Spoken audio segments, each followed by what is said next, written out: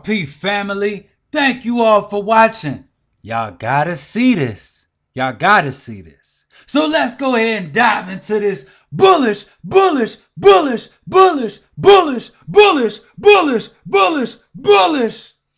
content. Family, I gotta see this, okay? Look at this. This is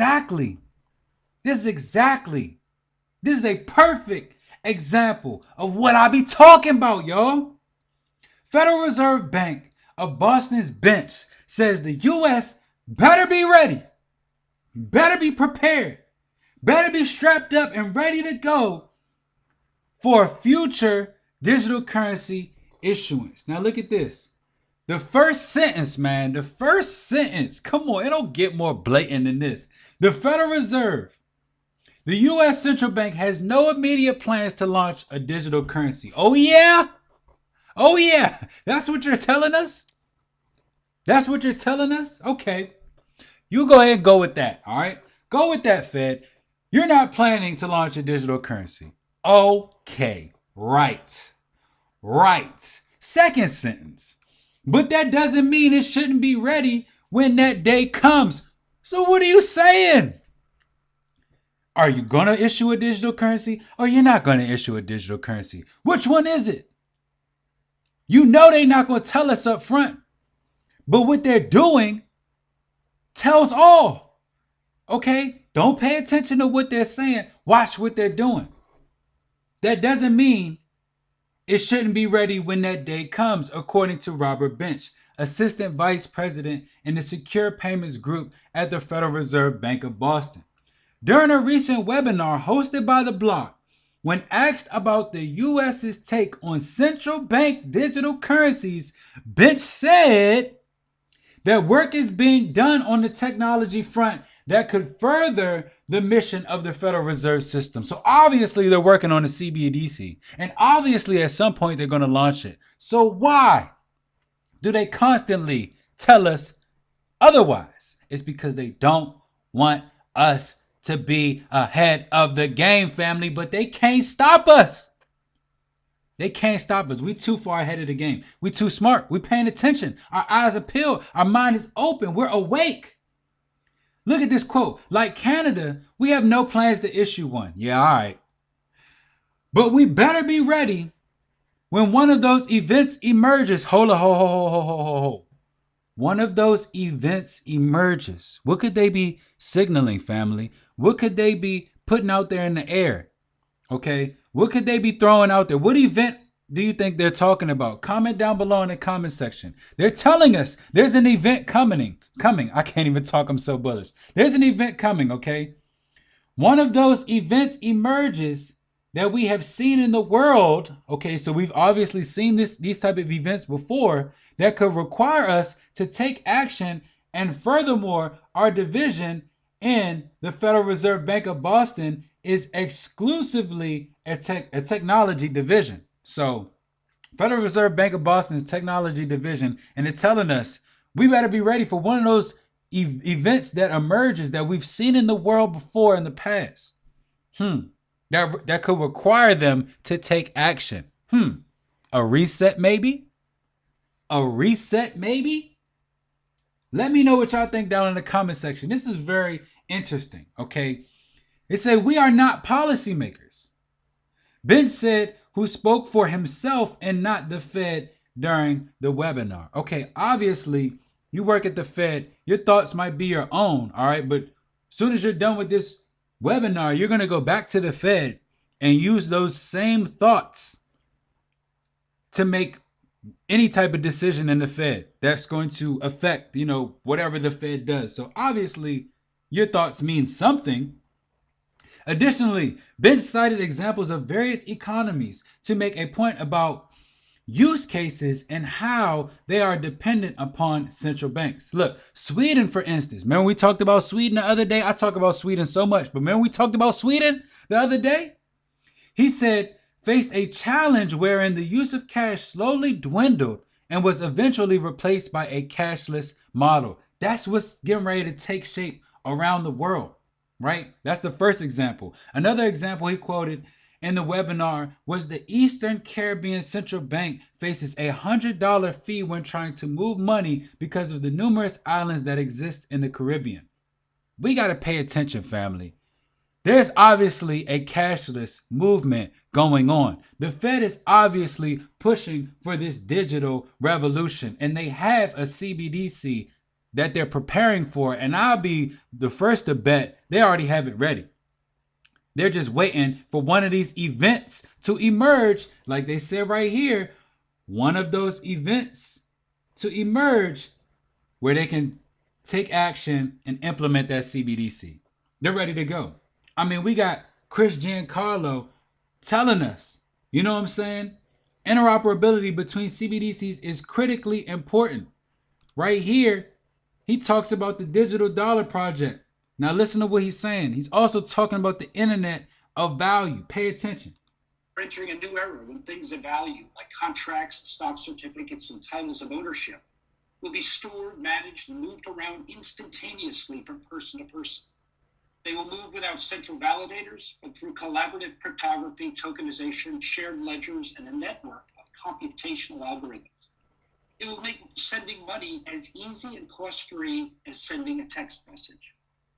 My third observation is by acting now, we can harness this wave of innovation for greater financial inclusion, capital and operational efficiency, and economic competitiveness for generations to come.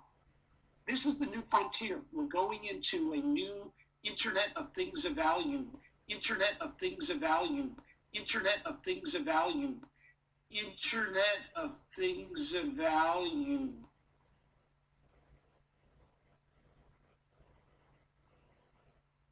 Where all things in the world will be digitized, including some of the key commodities that are priced in dollars today. Key commodities, family, that are priced in dollars today. Interoperability between CBDCs is critically important.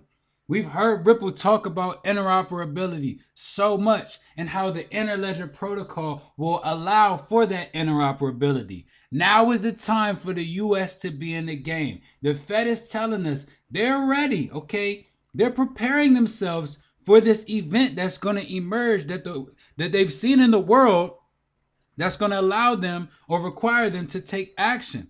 Chris Giancarlo told us it's not the question of if, it's certainly the question of when. And family, I'll be feeling like I got a song written for every single situation, because I said the same thing in my song XRP World. I said it is not a matter of if, it's just a matter of when. Listen.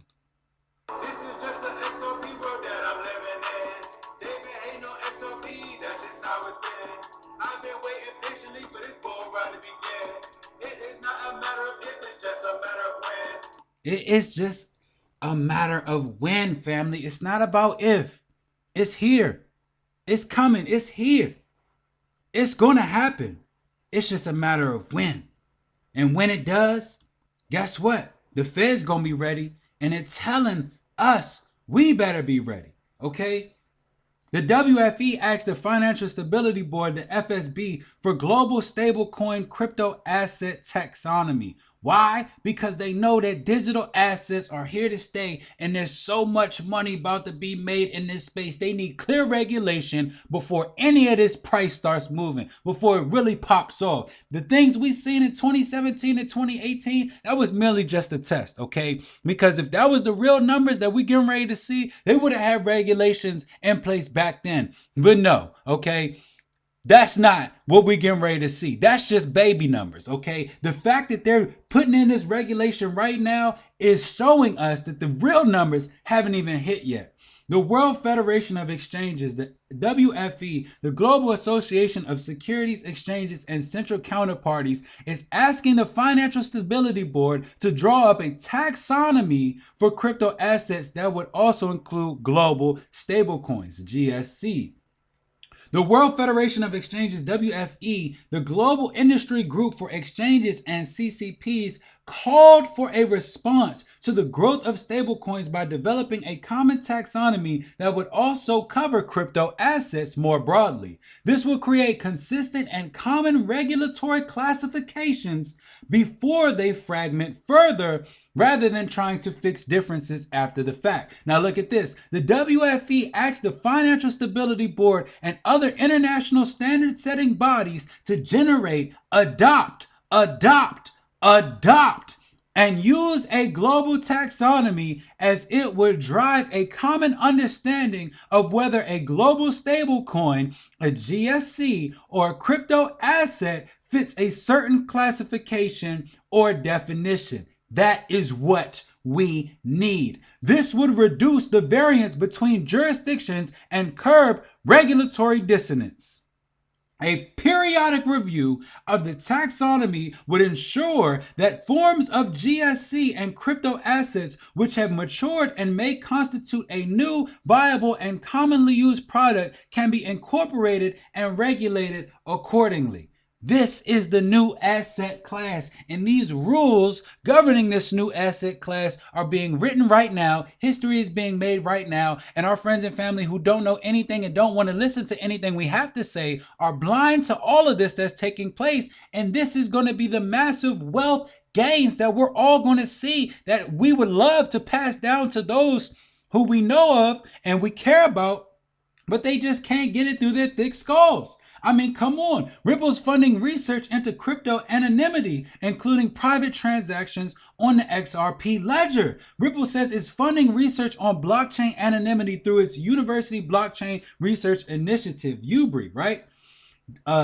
Delft University of Technology students are focusing their research on crypto anonymity on the XRP ledger, the backbone of Ripple's native XRP token, okay? Ross says it's not just businesses that need confidentiality features. She believes ordinary consumers using public blockchains will eventually demand privacy in their transactions. We got universities, okay, researching crypto anonymity on the XRP ledger. Okay, the backbone of Ripple's native token, XRP. Universities, family. Look at this quote. People won't want others seeing what they buy or sell. That has huge potential for blockchain bullying. Imagine teenagers knowing each other's transaction history, being able to see who has the most expensive clothes or shoes. There'd be too much bullying going on. Some people may not want others to know that they get government benefits. They want that anonymity. We have to make sure that these systems preserve our privacy. They're doing research on the XRP ledger to try to find out how we can create this crypto anonymity. Come on, family. There's too much money that's floating around. Okay, and there's too much money that's about to be floating around in this space for us to miss out on it. All right, that's why I'm so bullish, y'all. If you want to know why I'm so bullish, this is why. Fidelity put out this survey, right? Fidelity Digital Assets. They said digital asset investment products. Over 80% of investors indicated they would be interested in institutional investment products that hold digital assets. Come on. Over 80%. 20% are like, nah, we're not interested in a crypto asset investment product. They're scared of crypto. They don't know anything about it. Most people, they don't get in this stuff because they lack the knowledge. Okay? Not because they don't like it. They lack the knowledge. People fear the unknown. I'm going to say that 2 more times. People fear the unknown. People fear the unknown. Okay, if they don't know anything about it, they're going to take a step back and they're going to say, nah, I'm not getting involved. But that's where they're going to miss out, family. That's why I'm so excited for all of us, because we're not only taking a dive to invest, but we continue to increase our mental capacity. We're shoving knowledge into our head day in and day out. We're getting smarter without even realizing it. And we're understanding things that most people will never understand. That's why I'm so bullish, family. That's why I won't stop being bullish, family. That's why I don't care if anybody doesn't like the way I present this information. I don't care. I can't contain this. Who would I be if I sat here and tried to contain my bullishness and talk? Yes, digital asset investment products. Over 80% of investors indicated they would be interested in institutional investment. Nah, man. This information is too bullish for me to sit there and read it like that when I know that this is changing the whole entire world. Come on, majority of people won't get it because they're choosing to close their eyes. Open your eyes, open your ears, and realize that this is a once in a lifetime opportunity that's not going to ever come again. Thank you all for watching. If you like this video, smash that like button. If you want to see more content like this, subscribe to the channel. And if you want to be instantaneously notified when I drop more content like this, hit that notification bell so you can make that a reality. This is the new frontier. Christian Carlo be talking my language. He be speaking my language, man. This is the new frontier. This is the internet of value. And guess what, family? We're right here taking advantage of all of it. Woo! Thank you all for watching once again, family. And I'm going to see you all in that next bullish video. I'm out.